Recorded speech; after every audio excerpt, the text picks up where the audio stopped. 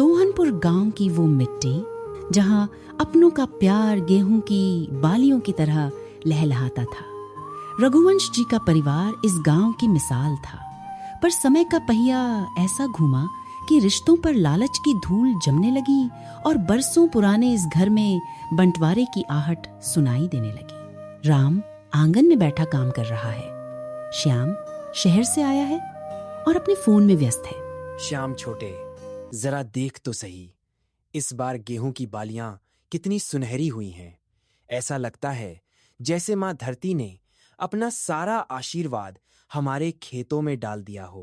भैया, अब ये मिट्टी और फसल की बातें बंद कीजिए। शहर में लोग कंप्यूटर चलाकर मिनटों में लाखों कमा रहे हैं और हम यहाँ धूल फांक रहे हैं। हमें जिंदगी से आगे बढ़ना होगा। बाबूजी, मैं अब शहर में अपना फ्लैट लेना चाहता हूँ। मीना को भी अब यहाँ रहना पसंद नहीं है। इस खेती बाड़ी में मेरा जो भी हिस्सा है मुझे दे दीजिए। मैं अपनी जमीन बेचना चाहता हूँ। श्याम, ये तू क्या कह रहा है? ये जमीन हमारी माँ जैसी है। बाबूजी ने इसे अपने खून पसीने से सींचा है। क्या पैसों के लिए हम अपनी जड़ें काट देंगे? भाई साहब, जज्बात से पेट नहीं भरता। हमें बच्चों की पढ़ाई देखनी है। बंटवारा तो होकर ही रहेगा। ठीक है, अगर तुम दोनों को लगता है कि घर के बीच लकीर खींचने से सुकून मिलेगा तो लकीर ही सही। कल पंचायत बुलाई जाएगी। पंचायत बैठी और जमीन 2 हिस्सों में बंट गई। घर के बीच दीवार खड़ी हो गई, लेकिन रघुवंश जी ने एक आखिरी शर्त रखी जिसने सबको हैरान कर दिया। जमीन बंट गई, मकान बंट गया, पर मेरा बंटवारा कैसे करोगे? मैं 1 महीना राम के साथ रहूंगा और 1 महीना श्याम के साथ, और जो बेटा मेरा सबसे ज्यादा ख्याल रखेगा ये पीतल का कलश उसे मिलेगा।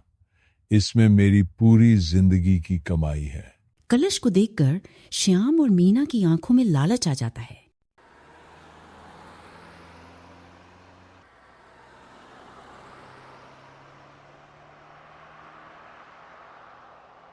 बाबूजी, ये देखिए नया नरम गद्दा।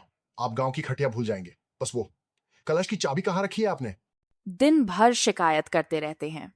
इतना खर्चा हो रहा है इन पर, फिर भी खुश नहीं है। बेटा, तेरे इस एसी वाले कमरे से ज्यादा ठंडक तो मेरे गांव की नीम की छांव में थी। यहां मेरा दम घुटता है।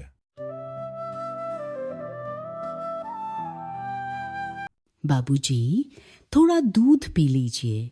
आज मैंने आपकी पसंद की खीर बनाई है। राम सुबह से खेत में मेहनत कर रहा है ताकि आपको कोई कमी न हो। बाबूजी, आपके बिना खेत सूना लगता था। बस अपना आशीर्वाद बनाए रखिए, मेरी सारी थकान मिट जाएगी। वक्त बीत गया।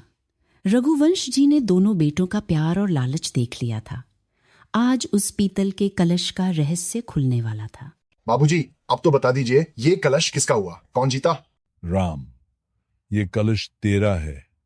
तूने मेरा और इस मिट्टी का मान रखा है। ये नहीं हो सकता। आपने हमेशा राम भैया का ही साथ दिया है। श्याम गुस्से में कलश छीनकर जमीन पर पटक देता है।